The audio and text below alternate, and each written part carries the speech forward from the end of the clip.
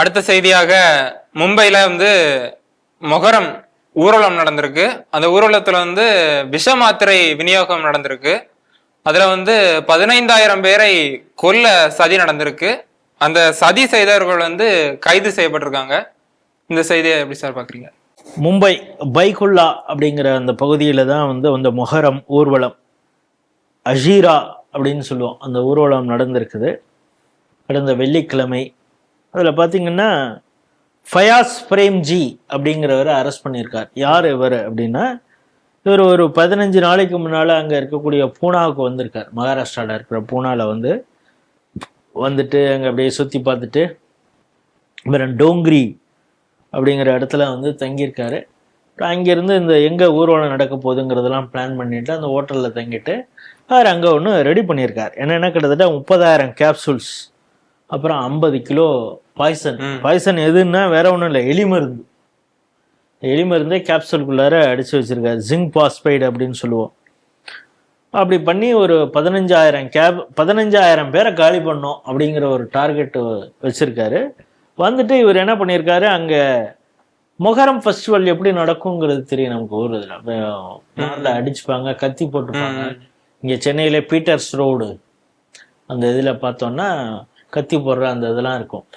இதை இந்த முறையை, இந்த வழிபாட்டு முறையை ஒரு செக்ட் ஆஃப் இஸ்லாம் ஏற்றுக்கொள்வதில்லை அப்படிங்கிறது பலருக்கும் தெரியும். இப்போ இங்கே தமிழகத்திலேயே இருக்கக்கூடிய பல இஸ்லாம் பிரிவுகள் இருக்குது. இவங்க இந்த வழிபாட்டு முறை இது மாதிரி தங்களை வருத்தி கொள்ளக்கூடிய இந்த மொஹரம் கத்தி போடுற அந்த இது தங்களே கத்தியால கீறிப்பாங்க, ரத்தம்லாம் தெரிக்கும். அதில் வித்தியாசமாக என்னென்னமோலாம் பண்ணுவாங்க. அதுக்கப்புறம் மாரடிச்சுப்பாங்க.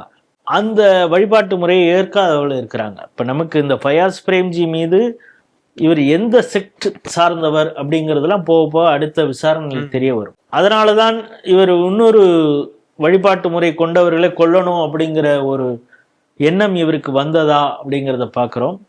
இவர்கிட்டேருந்து ஒரு 14,900 கேப்சூல்ஸை போலீஸ் கைப்பற்றிருக்காங்க. சரி, இதை எப்படி போலீஸ் அலர்ட் ஆனாங்க அப்படின்னு பார்த்தீங்கன்னா, இவர் கிட்டத்தட்ட இந்த 15,000 பேரை கொல்லணுங்கிற ஒரு எண்ணத்தோட இந்த மாத்திரையெல்லாம் விநியோகம் பண்ணும். ஒரே ஆள் விநியோகம் பண்ண முடியாது. ஸோ ஒரே ஆளால் இத்தனை பேருக்கு கொடுக்க முடியாதுன்னு தெரிஞ்சுக்கிட்டவர் அதை டிஸ்ட்ரிபியூட் பண்ணுறதுக்கு ஆள்லாம் செட் பண்ணியிருக்காரு.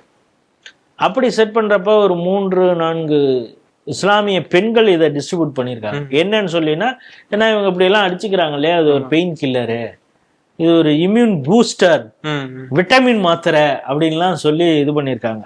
ஸோ இந்த பெண்கள் அடிக்கடி இங்கே டிஸ்ட்ரிபியூட் பண்ணிட்டு இருக்காங்களேங்கிறப்ப போலீஸுக்கு ஒரு சந்தேகம் வருது. அது மட்டும் இல்லாமல் பார்த்தீங்கன்னா, சல்மான் சையது, அலி அப்பாஸ் சையதுன்னு 2 பேர். இவங்க உடம்பு ரொம்ப மோசமாகி ஹாஸ்பிட்டலில் அட்மிட் ஆகியிருக்காங்க. 11 பேர் இதில் பெரிய லெவலில் அஃபெக்ட் ஆகியிருக்காங்க. அதில் இவங்க 2 பேரும் ஆயிருக்காங்க. இவங்களுக்கு என்னன்னா, ஒரு பெண் மீது தான், பெண் மூலமாக தான் அது வந்திருக்குது அந்த மாத்திரை.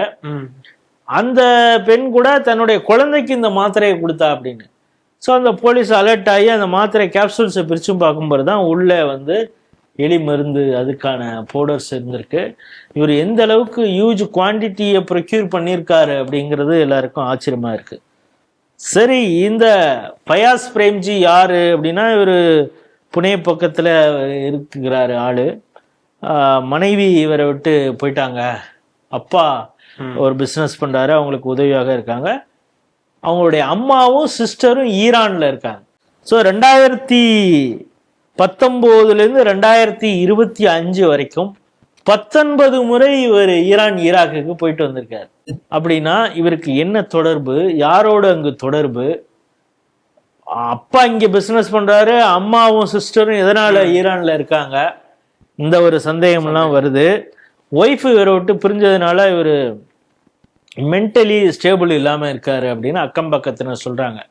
சாதாரணமாக இங்கே கோயிலுக்கு உள்ள சிலையை அடித்து உடைக்கிறவங்க, தேரை கொளுத்துறவங்க, சில இஸ்லாமியர்கள் அழியா சில பேர் அரெஸ்ட் பண்றாங்க. கடைசியில் அவங்கள என்ன சொல்லுவாங்கன்னா, மனநிலை பாதிக்கப்பட்டவர் அப்படின்னு இங்கே தமிழ்நாடு போலீஸ் சொல்லும்.